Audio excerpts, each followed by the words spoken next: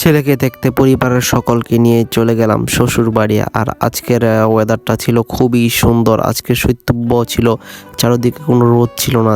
মামাতো ভাই ভাগিনী আর পরিবারের সকল চিল্লার পার্টিদেরকে নিয়ে হাঁটতে বের হয়ে গেলাম। আর আমার শ্বশুর বাড়ির সামনে এই জায়গাটা অনেক চমৎকার ছিল, দেখতে খুবই সুন্দর।